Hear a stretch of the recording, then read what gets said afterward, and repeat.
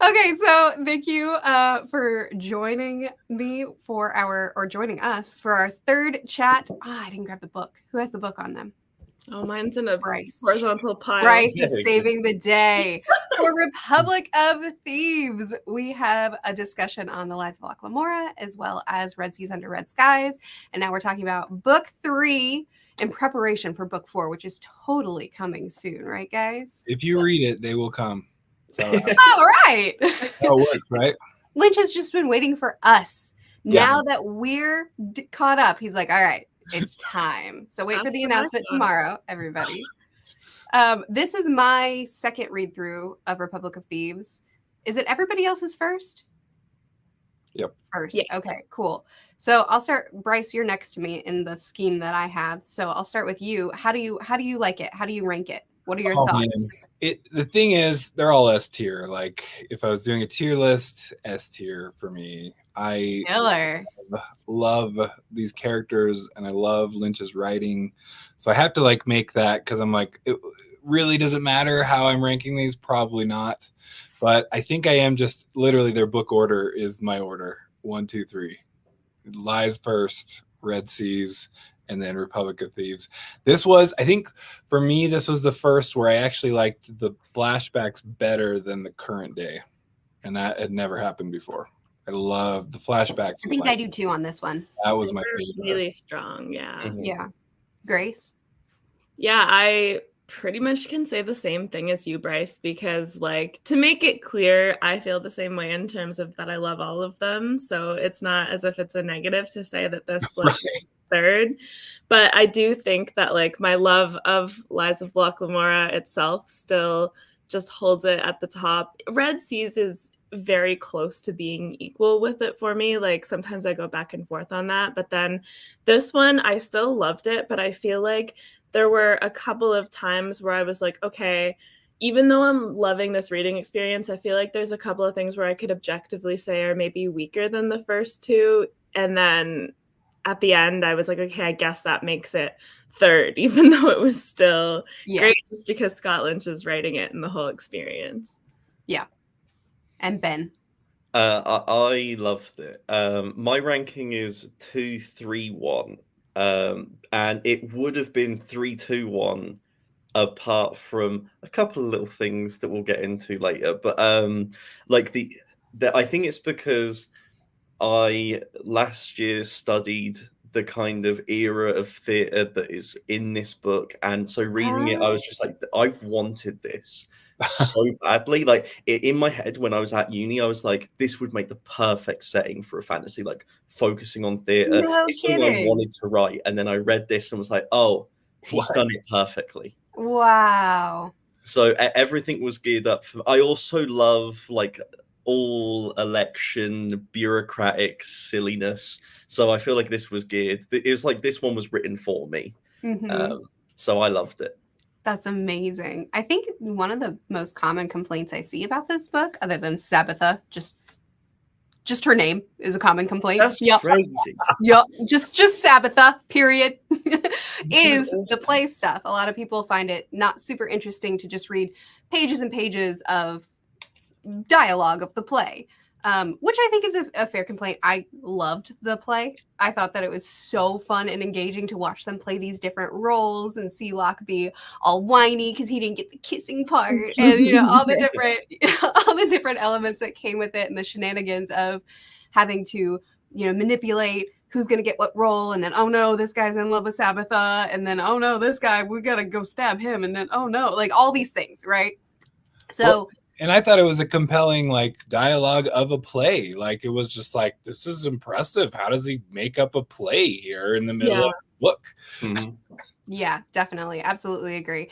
So it is funny that it ended up being such a home run for all of us. I expected to get some mixed, but actually, Ben, you are highly in the minority by calling this your favorite, or almost favorite, I suppose.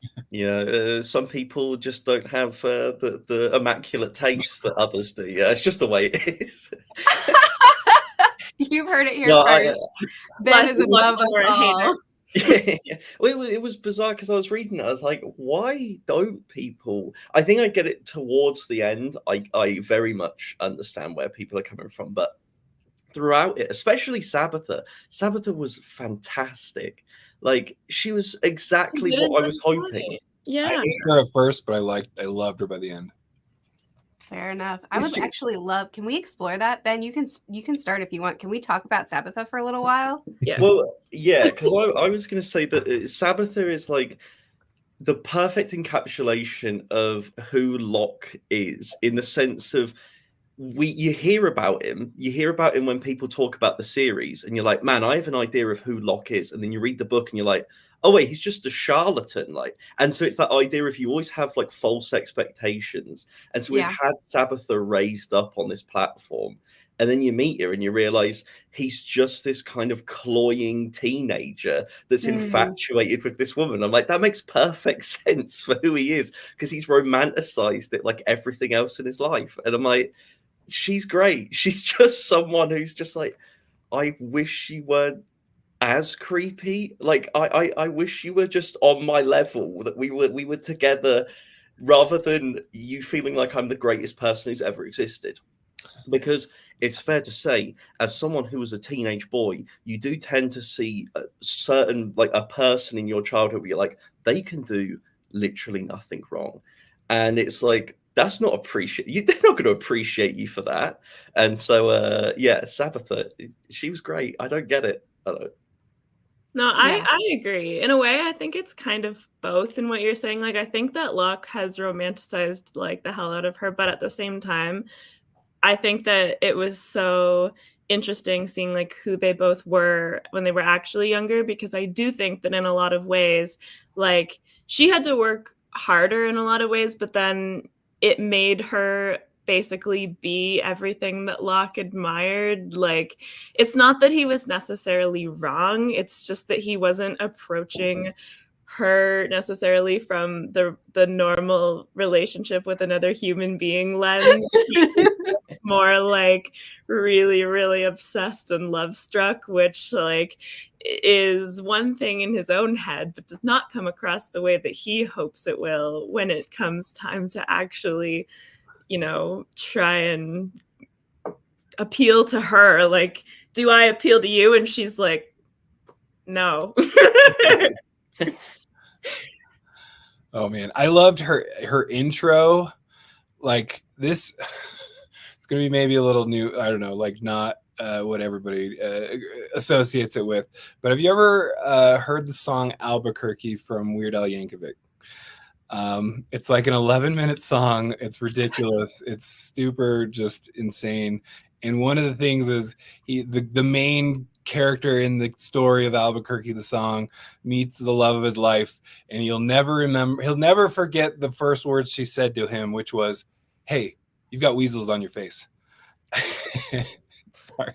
And so I thought the first intro of Sabbatha was like literally her first thing she says, and Locke goes, "I'll never forget this." And she goes, essentially, "Look, don't get me in trouble, or I will throw you off that bridge and I will make it look like an accident." And he's like, oh, my love. Yeah. Is that your commentary on Sabbatha? I could say more. I know. I was like, sorry, Say more. it was a little random. But I didn't like her at first because she felt like I had a friend in college, best friend in college, that was pulled around by this. It was on and off girlfriend, and she reminded me so much of that. And I was just like, oh, I was seething about, just because I felt all those feelings just like come crashing down about somebody. Just felt like they were just kind of toying, and it's like, oh, when I need you, I'm happy to have you around, and when I don't need you, get away. But I realized, first of all, a lot of it was me putting that on her. And then I don't know, I guess we're going into more, but eventually it started being like, okay, a lot of this is just Locke putting on her that's unfair. Mm-hmm. So That's true. You're right. I will. So, okay. I love Sabbatha deeply. And I think that a lot of her being, first of all, she doesn't owe Locke.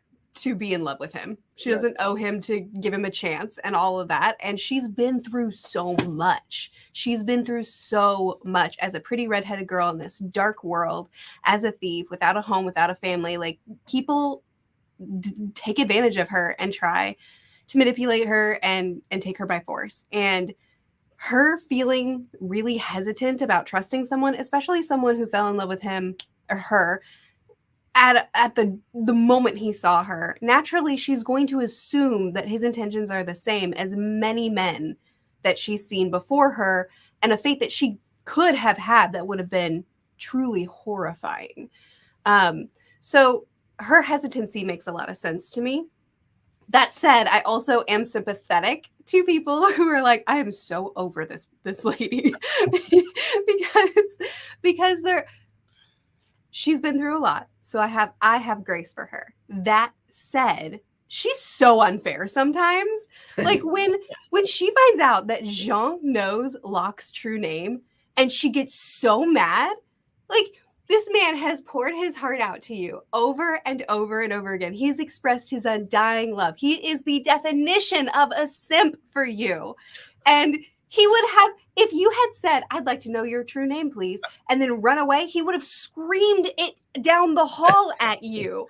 But you've pushed him away nonstop. And Jean has done nothing but been the most loyal person in the world. So, of course, he trusts Jean with more information than you. So I am sympathetic with people that are like, I'm so tired of this woman because she is unfair sometimes. And she does push him away a lot. And she does have feelings for him. So it's complicated. She lets him in. And then he says something stupid, or he says something that triggers something from her past. And then she pushes him away. And it's hard. She's not a perfect character. She's not probably what a lot of readers want, which is someone who's either going to be like super put together or super compatible and in love with him too. Instead, she's messy and complicated and, fair. But I love her deeply because I sympathize with what makes her messy and complicated. Yeah, I think that's a big part of like why I actually love her, is because like we can say all we want to say about like Locke and how he approaches it, and all of us love Locke as a character, but like even having said that, like Sabitha is a completely separate, like also complex character, you know what I mean? Like she can return the feelings, she cannot, but she's also like grown up in this world, and like especially in the flashbacks is not an adult. Like they're both like young teenagers, whatever, and she's not going to be perfect either. Like she's also allowed to be like, petty in some of her responses, or mean, and then she might realize that that was wrong because like she does care about him, but she has a certain response when he says a certain thing, Murphy, like you were saying, because like the thing that obviously comes to mind is the red hair, like the comment that he makes about that's the biggest one, where like I felt so bad for both of them in that scenario, because I was like, it's very difficult for Locke to explain that he didn't mean that, because it would be very hard for her to believe that he didn't know about those things that happened to redheaded women. And like, that's just an encapsulation of their entire relationship up to that point, where they're both gonna have imperfections and be so messy and like emotional in their responses. So I really like it. And it was well foreshadowed throughout the first two books. Like this, it like was pretty clear it had to be some kind of messy relationship that they didn't really see eye to eye, and then to see her back in this kind of, in the present day while we're meeting her in the past and everything, kind of all at the same time. But I feel like she really had her own control over her life, right, in this story, and and which easily could have just been like, oh, love interest, whatever, but I feel like Lynch really gave her own just ability and control over this, which was some of my frustration with this book. When you get down to it, Locke he's supposed to be some kind of savant, and I just felt like she always got the best of him. Yeah, he got her like a little tiny bit here and there, but it was always just like, is he? I don't know. Anyway, that was one of the frustrations. It wasn't ultimate blind spot. Yeah, exactly, but also his blind spot. Yeah. I was going to say, one thing that I did really enjoy about the foreshadowing that Bryce was mentioning is the idea that it makes Locke way more selfish in those first two books as well, because like from our understanding in those first two books, when no one talks about him, it's because they had like from our perspective, it's like they must have been a very intense, like they were together. Whereas like reading this book, it's like you were mainly a friendship group for your entire lives and had kind of one flash in the pan. And now you're removing this woman from everyone else's life. And it makes him way more selfish on looking back on it. That I think really works with layering like Locke and all the other characters as kind of three-dimensional. It shows how loyal Jean is as well. Yeah, exactly. Well, that's one thing I definitely thought about Jean in this as well. Is just like he's the king. Like he is. About Locke, I'm like, I could not care less about Locke when Jean's right there. He is the one. Same. When Jean got to have his own love interest in the last book, and it made that even like. No. Anyway. And she was such a good character too. Like it's so hard that we lost her so early because he deserves his own love and because she was such an amazing character. And that's what I tell Corey. And Corey, my husband, disagrees with me strongly. Is I really, really wish that she had carried over to book 3 so that we could have Sabitha and her dynamic together at least just a little bit. Beautiful would that have been. And then kill her off. Yeah. But like keep her a little while longer. Don't get me wrong, still kill her. Just keep her. It's fine. You can kill her. I don't mind. But we had her for too brief a time. Yeah, absolutely. I also, and that's a really good point, Ben, that it, and Jean addresses that too, where he actually chews Locke out, and I love that he's comfortable doing that. His loyalty isn't so strong that he won't call him out. Where he's like so strong that he will call him out. You know, it's like good point. Strong loyalty, even just like good distinction. Okay, you can call me on my like BS. Yeah. Which she needs at the start of both of the last 2 books. She constantly needs. Yeah.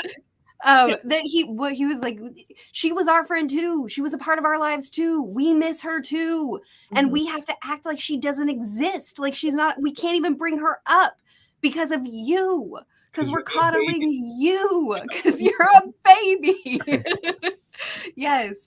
But also, I feel a lot as when I read Sabitha's or read chapters involving Sabitha, I always feel bad for her too. Like I feel defensive on her part because like we the readers have the benefit of being in Locke's head and seeing how deep and honest and sincere his love for Sabitha is. She does not have that benefit. She doesn't have that perspective.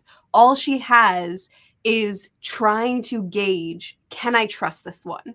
And each time she starts to trust him, something in the universe blocks them. So it's just I mean they will get together eventually or she'll die, but they're the only 2 options. One thing about that though, like that aspect of it that I really like is that in terms of the present day and both of their goals being pitted against each other is that she is ruthless enough to with full knowledge use that against him and against them because like she has grown was it like 5 years since they've seen, is it something like 5 years since they've seen each other where like they were young adults and now she's lived her own life, so she's like, this is what I was hired to do, and if I have to use you guys to do it, then I'm going to. Whereas they definitely don't go into it like that at the start of the book. They are not like obviously they still want to beat her, but I feel like they did not go into it with that same level of ruthlessness. Whereas like when we see the I guess you could call it like the intimate private scene where they then end up on the boat, I was like, oh, she's not playing. She's not playing. That was so funny though. I love how after that moment it becomes a farce. Like everything to do with the election is purely farcical, and there's something so like there's something fun about them just having a game, and to me, I'm gonna go into my why I loved the structure of this book, because it's like in a Renaissance tragedy, quite often plays within a play were used, like Hamlet, Spanish tragedy, etc. So you've got the idea that they're playing out essentially a play, like a chess game for the Magi, and then the flashbacks are a play within a play to show how they've ended up here, and it's like then leading to the ultimate tragedy and everything. So I love that there's kind of this farcical center of like none of this matters, that they're using hypnotized pawns to like do their business, and it's like the stuff with the snakes and everything, all these set pieces of just bizarre stupid stuff where they're just like it feels so playful that it made me really like Sabbatha. Like those scenes were necessary to make me really love Sabbatha, because like her leaning into it with them made me like appreciate their dynamic a lot more. Well, that ending felt like it was okay. All right, they are all on the same team, like, right? Like, I don't know, they're protecting each other. That's really what it came down to.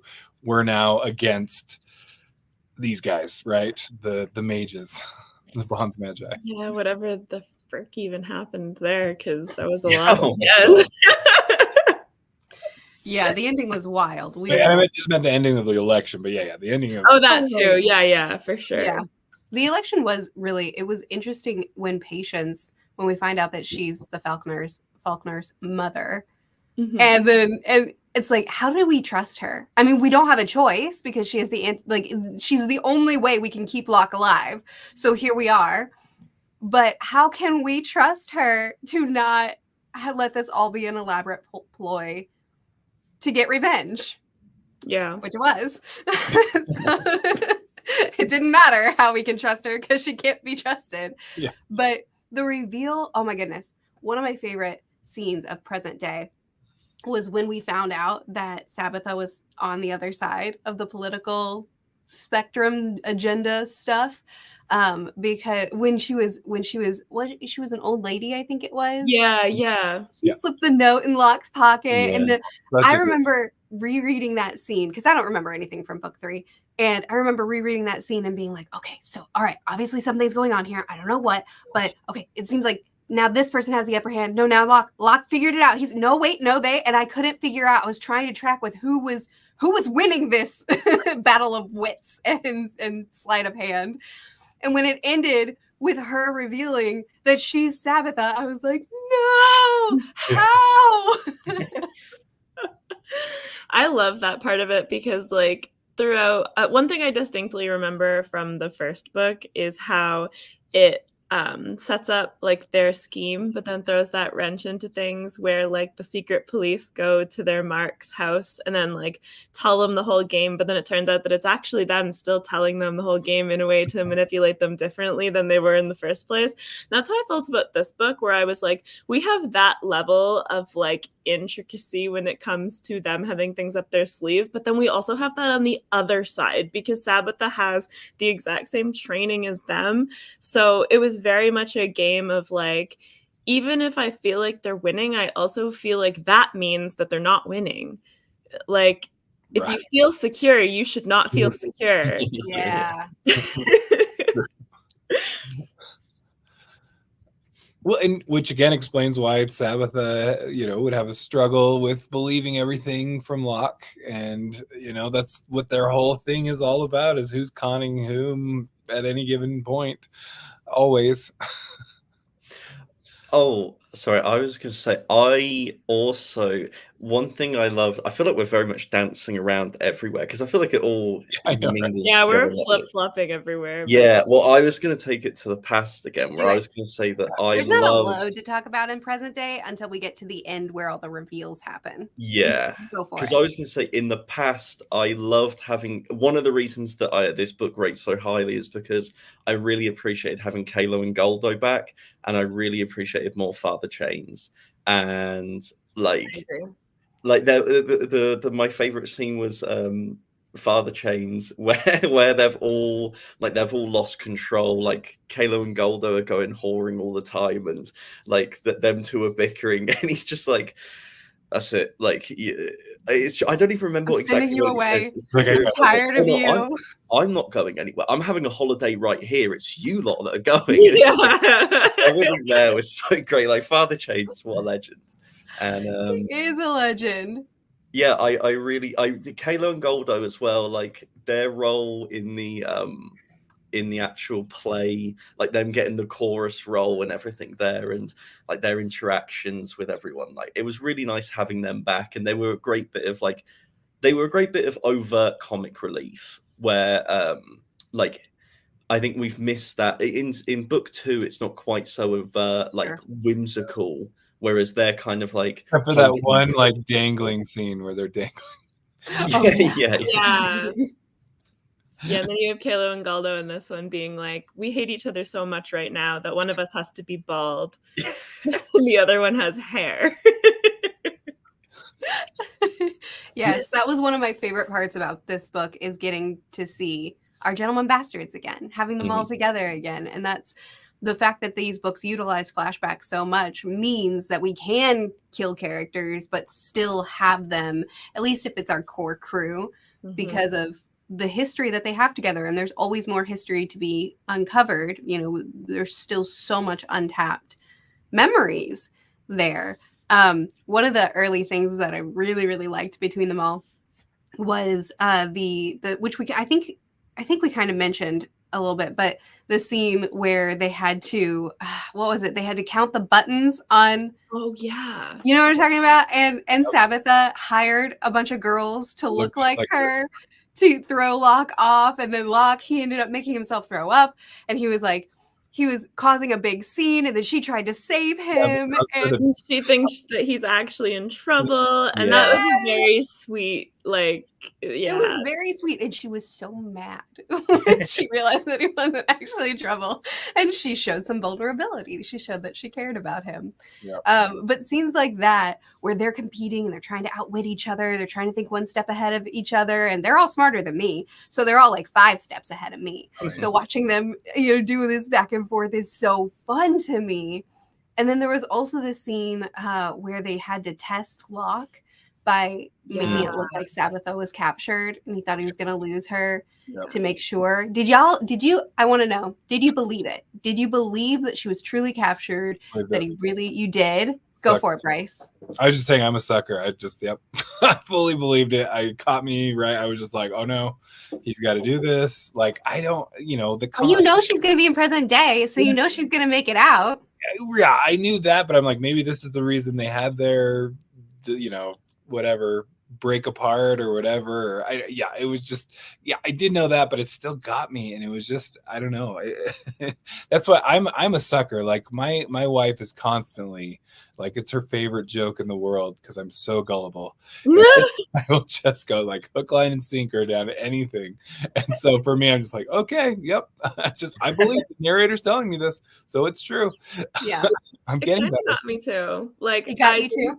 Didn't believe it up until a certain point, but then at the very end of that whole like scene where they're like, no, like, don't think about saving her, like, you need to learn what you have to do, like, this is what you have to do. I was like, oh my god, like, this is happening. And then I really liked that whole sequence. I thought it was done really well. Yeah, I remember thinking like there must be an out here, but the book does such a good job of dangling you where you're like, I believe both could theoretically happen. Like I can't be like, there wasn't a part of me that was like, this isn't real, this isn't real, but there wasn't a part of me that was like, this is going 100, this isn't quite right. Like it kind of dangled me both ways, right? I was happy just going along with it and seeing what happened. Mm-hmm. Yeah, I knew that she had to make it out alive somehow because they had more history to tell, but I didn't know how it was going to be, and I didn't realize that it was all just the test. Which, it's so sad, how when Locke was like, wow, okay, so it's really apparent that my feelings for Sabitha are that strong that you would choose her to be my bait. And then also, I just think that Lynch writes desperation so well, especially from Locke. When he really feels like he's losing everything, the way Lynch writes him just losing it, just surrendering to the desperation is so compelling that it makes me have to believe the desperation too. Yeah, because that's how he's genuinely feeling. Like, it's hard to separate yourself and be like, oh, there's no emotional attachment happening in this scene because it's not real, because it feels very real It to feels him. so real. Yeah. Well, I think yeah. I was convinced that he was going to try something. And then when they made him be like, no, there's no like tricksy way out of this, I was like, oh no. Well, and that's part of that. Like, they've got to form a bond, right? Because it's like what they're doing is so, it's just so manipulative, right? So it's constantly conning people, and that's all they're doing. And it's like, but they have to be able to trust each other and have that, like, hey, we're all number one here. I just felt like, but it's so messed up how they have to do it. It's like It kind of goes back to that scene borderline in torture. Monkeys where like they miss the hand signals. Like I was that's thinking that too. yeah. Yeah. Ben, I would really love for you, if you want to go into how you feel like this was the perfect portrayal of that kind of play. And you mentioned while you were studying, you wanted essentially this book. Yeah. So, like, I mean, it's not, well, it's the perfect blend because, like, I was looking at like English plays at the time, like 16th, 17th century, and so of course, like the center of the world at that time was Italy, like it was the Italian state cities and everything. So, like, it makes the perfect combination in this book where it's like this is the era that they're writing about essentially, but it's a perfect transplant of vibes. But it was just it was the way that it created that vibe of like flamboyant, strange people who are like that. It's not that grandiose feeling that we kind of get taught about. It's like kind of low and scummy, rubbing themselves off as if they're grandiose and pretentious. And like I love the I love the kind of really like overt, like bizarre. I loved the bodyguard guy, the husband of I forgot her name, but and also the way the kind of ringleader treats her, where he's like, well, you can go be the bosom lady from the other play if you want to be that kind of thing. Like there's a sense of crudeness to it all, Yes. but they like to act like they are the greatest artisans to ever exist. That completely just enveloped me. And like the disdain they have for their own audience, everything. Like it was all like when I was reading about that hit, like that era, it felt like everything I'd read about was there. Oh, There was nice little like the chorus thing I thought was funny. The idea that in this world there's only one choral voice, like it's a chorus is one person, but they've got twins, so they will have multiple people be the chorus then. And it's like, that's a nice little joke and stuff like that. But there's the yeah, it was just it was the perfect vibe, and I don't know how to explain it. It's just there's something about it. It's like intangible that just completely drew me in. that's awesome. I think that's the highest compliment you could probably give Lynch, that you've studied this, where you were looking for a book that did this, and then you read Lynch and you were like, and here it is. And you did it. Yeah. And you're And not with like, all that, it didn't do this, and it didn't do this. You're like, actually, it was good. yeah, yes, definitely. And with all that, you still have the gentleman bastard nonsense that comes with it all. I'm not going to say the name right, but it's like Boldazazi, who assaults or something. Janora. What was that? Is it Buladazi or is that Buladazi. Oh Boldazazi. yeah. Okay, yeah. When he assaults Janora, and then they have to like stab him, and then pretend to be him and manufacture his death in another manner. Like you still have gentleman bastards and the shenanigans of we really just can't catch a break. Okay, well, let's lie and steal and figure this out then. I love that about the past timeline, because early on or earlier, even though they still have to do some of that type of thing, I feel like there's just such a colorful and vibrant feeling of like being that young and being like in a different city, and they're like, well, so much could happen, like anything could happen, and then it's like, oh no, murder and stealing and everything. This is what ends up happening. This is where we're going. Like the worst gap year. Well, You even don't from have the best luck. the very first moment is like, no, we don't have a play anymore. Our director is out of jail, you know. Yeah. Like already we like can't even do it. You got to do all the heavy lifting yourself if you even want there to be a play in the first place. And then he's going to give you no credit for doing that either. He's going to be the most insufferable person. Yeah. Oh my goodness. So I read this back in early December. So my memory is waning on all the greater details. So before we get into the ending, is there something else that we haven't covered yet that we want to talk about it all? I was going to throw in, I was actually I love Kahlo and Galdo, but I was jarred by seeing them. And I think I was like, I had grieved. I had gotten over it. And then to like have them back, it was like, this is hard. This is hard. I love them. And but you know, they're so good, and it was so great, and that's probably like half the reason why I love the flashbacks more than the presents. Yes. Or the present time. But it was super jarring for me at first, I have to say. Like I was prepared, and I should have been, because there's flashbacks. But the last flashback in Red Season of Red Skies was like kind of like a not too much of a flashback. Yes. It wasn't that far back, so I was like, maybe we're just doing another one of those. We don't know. I don't know what to expect anymore. But it was quite jarring, because I kind of like looked in myself. I was like, I think I grieved. I think like I really grieved about them, and was like, okay, I can get over this. I can move on. But I have deep feelings about Lies of Locke Lamora, apparently. Yeah. I guess one more thing we didn't really touch on yet was the parts of the Magi Society that we see. Like when we're first introduced to Patience, it's pretty intense. And like Murphy, you did touch on the fact that it's like hard to trust her, and then in the end she can't really be trusted anyway. But like from that groundwork that was laid, then we saw some of those like flashbacks about the decisions that were made prior to the events of Lies of Locke Lamora, and that was really interesting to me as well, because like for a large portion of that I was trying to figure out what was even going on, because they like speak like mind to mind, right? It's they do, yes. Strange and foreign, and it I think lended another layer to the whole election thing, because while it feels kind of ridiculous on the surface, in a way you're like, there's definitely way more going on here, because like I find it hard to believe, even if they have like rules about how their elections go, that people wouldn't be willing to take drastic measures if things aren't going the way that they want them to. And like I liked the undertone that lent to the whole thing. Yeah, I was gonna say, like, I also really love that. I feel like as well, to go all the way back to the beginning, I loved everything like with the actual like removal of the disease and everything as well. Yeah, like all of that was so intense, and Jean and Locke together and everything. All of that was immaculate. And then leading to, I also really loved that the election, because we've seen it as a game essentially.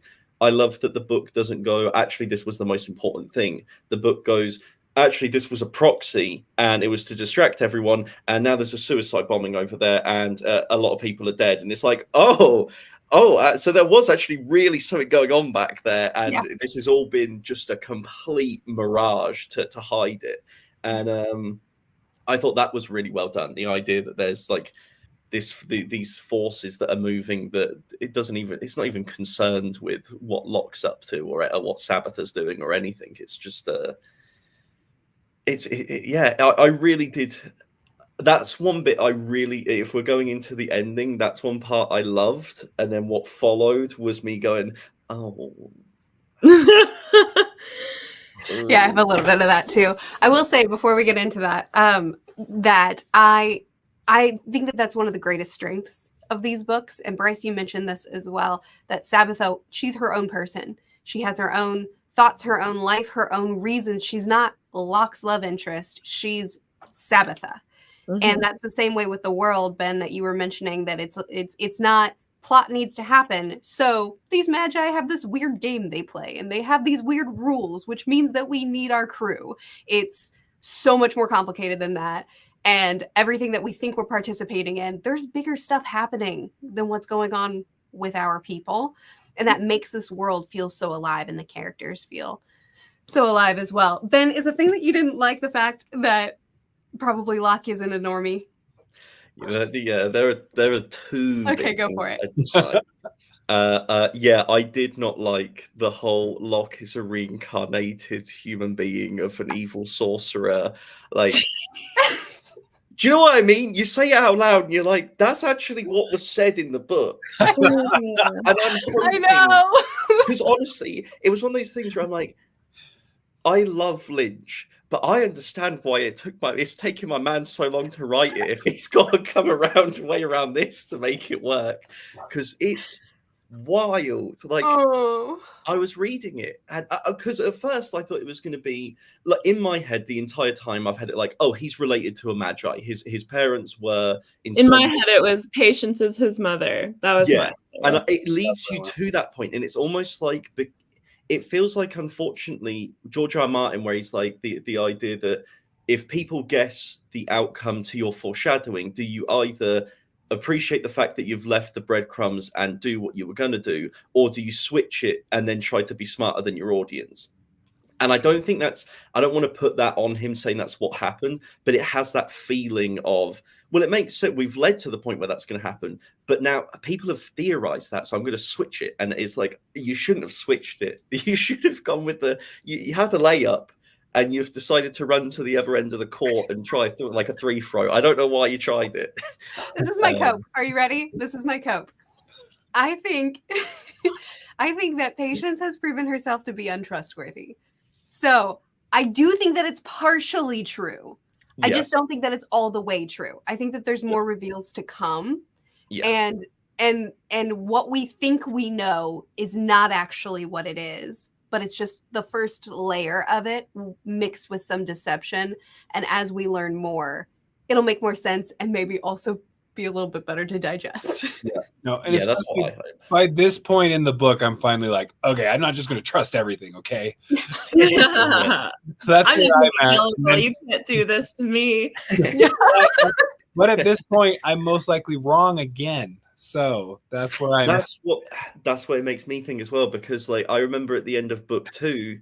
I was kind of talking the idea of like, well, what if there actually is a poison? It's like it's a completely fake thing, but then it is quite a straightforward. No, that is the truth. So part of me, after finishing this one, I'm like, well, I thought it was a lie last time, and it was the truth. So what? I don't know what to think anymore. Well, good. It's good that you don't know what to think anymore. But yeah, that one I don't mind as much. It's more the very, very end that I did not like. Okay. Oh, with the falconer. Getting his hand back and everything? Yeah, well, because maybe this is... I feel like if you're going to introduce the idea of a reincarnated Locke, the idea that Magi can be reincarnated, then you've got the perfect way. Patience, or someone takes the falconer, kills that sucker, puts him in a new body of a child. You then have him raise along with everyone else in the end of the series, and then you have him come back as the big antagonist at the very end of the series. Instead, he gets some magical liquid metal and turns into Terminator 2, and now he's back. It's like... My one question about that, though, is that, and I don't know if I'm not remembering the details, but I thought that, what this Magi supposedly did to reincarnate into Locke is not something that they do. It was something that this essentially mad scientist version of a Magi did. They don't necessarily know how to do that. Am I wrong? No, but you could very easily say this scientist, they found his notes, and a particular radical person has found those notes and decided to do it the Falconer because he wants the Falconer to be in charge after this thing. Ben, why do you want such a straightforward thing, though? Oh, sorry? Why do you want such a, that's, I feel like that's what so many fantasies would do, is to be like, but that guy figured it out. But instead, we've got... I kind of wish the Falconer was just dead. Into magical metal, and now he's got a new body. I think that's even more straightforward. But he did kill his mom. I thought that was really interesting. Yeah. Right? you couldn't kill him, or else the whole town that you're in would have Yes. gotten destroyed. And so Yes. that's why I loved the like we got around the little like don't kill the Bonds Magi, but you can pretty much like I don't know if like Malazan Rulad Singar. I don't want to give too many, Yeah. but where Bryce Bedict, defeats him. Anyway, same kind of way. I don't remember any of those words. It's fine. Yeah. I really liked that Patience was like caring for him and getting someone to meet his every need and nurturing him. And she was like, this is my son. I'm taking care of him. I'm putting on this whole elaborate thing to get revenge for him and to care for him and to bring him back. And then he comes back and then just like, mom's dead. Don't care. Like, I love that. I love that ruthlessness in what is clearly going to be a continuing antagonist for a little while. I think the big reason for me is that because the whole series is so slow paced, and in a 750-page book to have all of that happen in like 7 pages, like to me, I was just chaotic. Like, yeah, exactly. I was like that, like.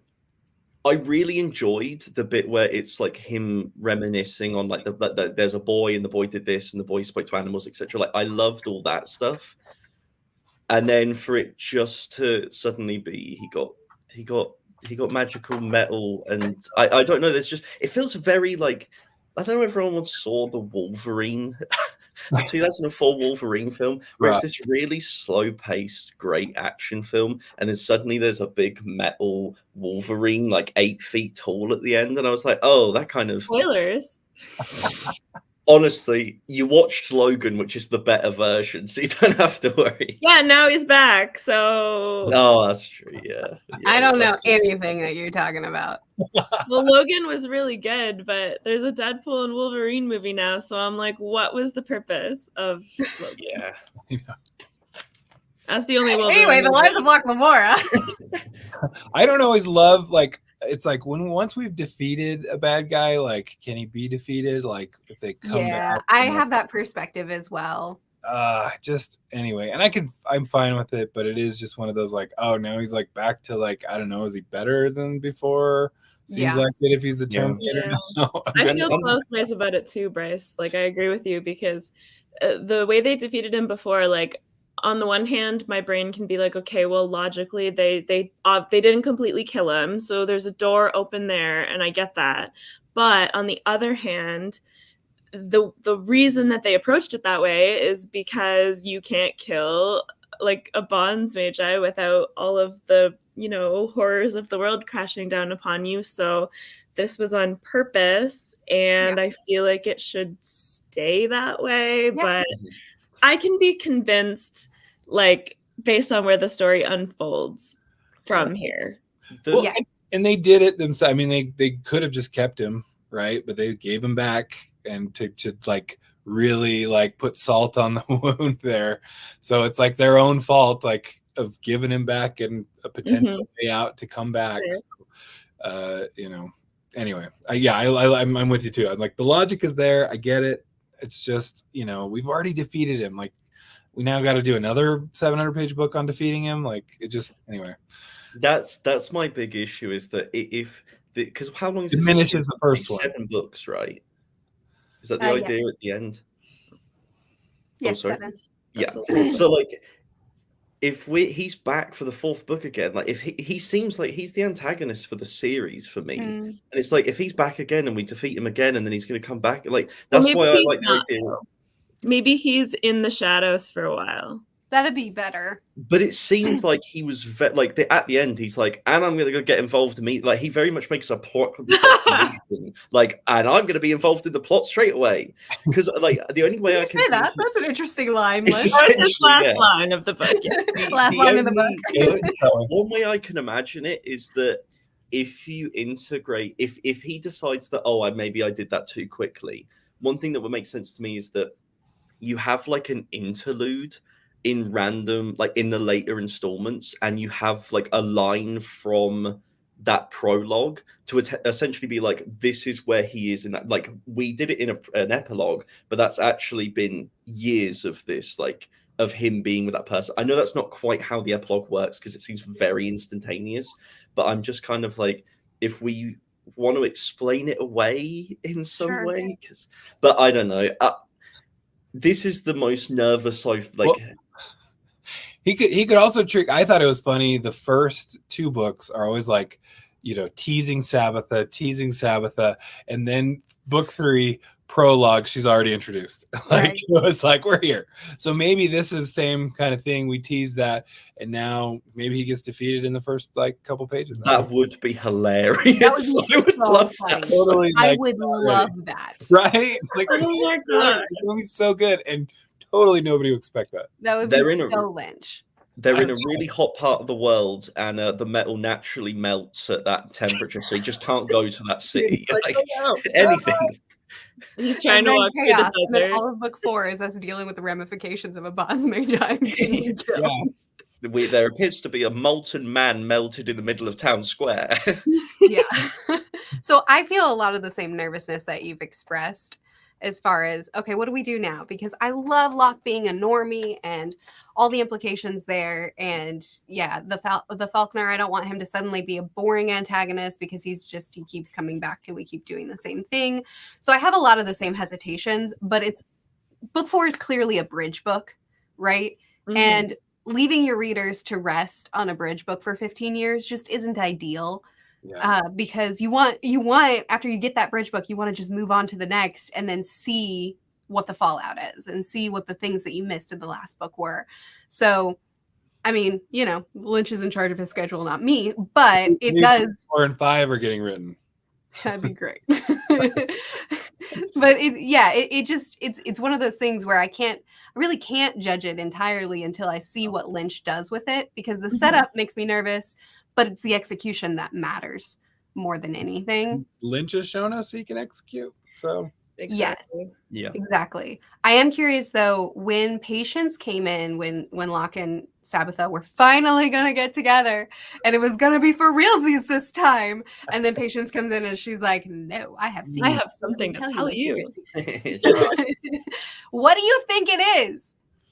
at least I know we've been reading Age of Madness, right? So that was so one, I go to that anyway. I don't want to spoil that, but No, it's okay. That's my first thought too, but I That really was my hope it's first not it. thought. That was my first thought too. the other funny part is Age of Madness has also an election trying to anyway, that's just Oh, so you're saying Abercrombie ripped Lynch off? that's all I'm saying. Easy. Yep, that's what happened. Yeah. Absolutely. So yeah, there's a lot of see, because you led with that. Now I feel like I can't bluntly say Right. it. I couldn't have. I mean, sorry, there's too many things that No, it's okay. I don't think it's that though, because that's too obvious. Yeah. I really, really, really hope it's not that. I But think that might destroy Locke's entire personhood. can you imagine? Oh Like- my god, yeah. Where do we go Can from you there? imagine? Sorry, the series is actually over because this is not a character anymore. Because Locke can't be with Sabbatha. There's no hope for their future. yeah. This is another thing as well, because it's like, if, say for instance, that is his intention, if he's then read, like, for instance, Age of Madness or something, and that has happened there, like, is there a part of him that's like, oh, am I gonna now seem I had the idea before that came out, but now does that affect, like, I feel like that's the real danger of having such a big gap, is that you can have such a set prospect, but someone could completely do that idea during that that time span, and it must really dampen like how you feel you can do it. Like like that's something where like there are so many things that I think, oh, I understand why Lynch could have taken so long doing this, because like as well as just yeah. I will say I love the way it was done in Age of Madness, but I don't want it to happen here. So if Lynch has seen that and been like, my plans are ruined, then it'll be like, okay, great, Good. change your mind. Yeah. Like, thank Abercrombie. And then the prophecy too. I wanted to talk about the prophecy, which I have written down. Let me pull it up. Oh yes, I would. don't remember what it says. Yeah, got I would appreciate recap of prophecy. 3 things must you take up, and 3 things must you lose before you die: a key, a crown, a child. You will die when the silver rain falls. So we've already got some silver going on. The silver rain is going to be the falconer melting. Yes, he flies overhead and he And then what dies in book 4? After the falconer falls into rain. Yeah, and the rest is all from Jean's perspective. Win-win. You know what? I'm still gonna keep reading. If Jean dies, I might quit. But if Locke dies, we follow Jean. Okay. If Sabitha and Jean were the two people we were left to follow, I would be like, I can still read this. No, right? Yeah. And well, the prophecy at least gives us enough. Like that's probably 4 books worth of time to deal with, right? Hey, one book can be a key, one can be a crown. That's what I'm assuming it's going to be. That's actually probably, there's probably something there. I have a friend that read the book at the same time as me, and he thinks that Locke and Sabitha did get pregnant in this scene before Patience interrupted things, and that's the child. It's doable. And now Sabitha has run away because, Patience revealed something. Whether it's a lie or not, Patience revealed something. And now she's gonna have his baby, I guess. I don't know. I kind of hope that's not what happened, but maybe. I also like that it's like the idea of like put down. It's not like there's not a finality there. Like, so for instance, the child, it's not like the child has to die or something. It could be that like he has to leave the child or something. Like there's not like it could be a tragedy without it needing to be a gratuitous. It could just be a deadbeat dad. Yeah, exactly. Locke really has those vibes sometimes, Either that or he would be a helicopter parent. Yeah. No, you can't leave. Stay home. Did he get shown his weakness? That's the only real question. Is he down in the dumps or not? That will be, yeah. I mean, with the next book has to start with Locke being miserable for 300 pages. That is a key cornerstone of this entire series. They're my favorite 300 pages. Is just Ron relentlessly shouting at a man, being like, "You're pathetic, for the love of God." Just, you know what? Locke deals with depression, and he just let him feel. Yeah. Well, the thing is, it's like I feel like Jean is very much like, you can be depressed. Brush your teeth and comb your hair. Well, and Jean had that word for it too, remember? Yes. Yes. Yeah. That was the whole thing I messaged you about, actually. Yeah. Because I was thinking that, like, you didn't message the group? Apologies. Hang on. Are we getting special girlfriend rights here? No. Wow. I save all discussion for here. Right, you do. I was going to say, when I had this thought just to myself and didn't express it to anyone, and this is the first time I'm expressing it. I really felt that the introduction of this book, especially, that scene with Jean, where Jean is talking about the depression that Locke's going through. I don't remember what word he uses, but there is a real sense of like, this feels beyond what we've seen before. This feels like Lynch quite literally describing how he feels. And like knowing the history of what now Lynch has revealed about his own life post this and everything, like there was a part of it that like I really appreciated that there was a real sense of like burning honesty in that that was really like raw, and yeah, like that's why I say it as a joke, but I love the opening of this book where he's just done, like completely catatonically miserable. Just like talk about relatable, and it was brilliant, and it has to happen again. I mean, it's the perfect setup. He's lost her again. Yeah, how is he not going to go into a depression again? But like, yes, does he feel differently about it though this time? Sorry, that's all I was going to say. It's like, does he feel differently about it this time? Because now he's actually seen her in the present day, and they've had a whole thing. Yeah, he might accept it, except that it was right in his grasp. He had her. It's not like he saw her again. Got it. What's that? Sorry, she said he's going to be like, still got it. Oh yeah. He's never had it. Now Jean had Jean's got it. Jean exudes it. That's right. When a lady's hitting on him, he backs up because he can't see it. He's like, sorry, like my boyfriend's over here. Stay away. Exactly.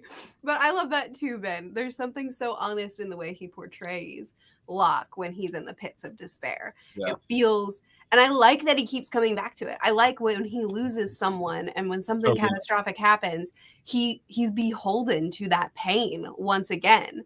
And because that's honest, that's an honest depiction of someone going through hardships in life and the hardships drowning you for a while. And thankfully, he has a friend that can pull him out of it and force him out of it and tell him, I'm sorry, your hand's broken, climb out the window, you know, and like, and make him stand back up. Like, you're allowed to feel, but you're not allowed to drink yourself to death. And there's something beautiful about that. Yeah, and I was going to say, to me, it was like, I really like. There's something about the idea of like, you had the single incident in the last book. This is now a pattern, and it's like that. There's a difference between those. There's a difference between a depressive episode and just an inclination to depressive bouts. Yeah. And it's like, I love the way that they have that conversation, and I think once again it just adds a whole new level to their facet as a relationship. It's like, it makes Locke feel way more real, and it makes Jean feel way more caring, and it all works together perfectly. And so I may have gripes with the ending, but those two things are the only things that made me stop having it as my favorite, because I did love everything with this book up until then. Yeah, and to be fair, I think those gripes are common. I think a lot of readers are like, oh, okay, well, let's see what you'll do here, because it doesn't feel good yet.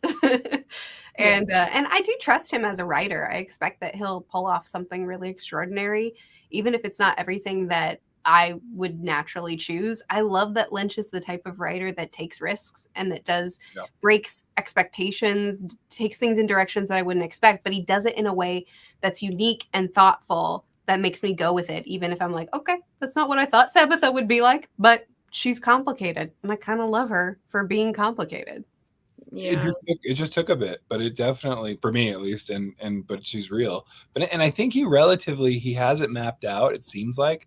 I mean, from book one, I think we had that, okay, we even have names of each of the books in the series. We've so anyway, I'm like, okay, there's at least, we could trust the process.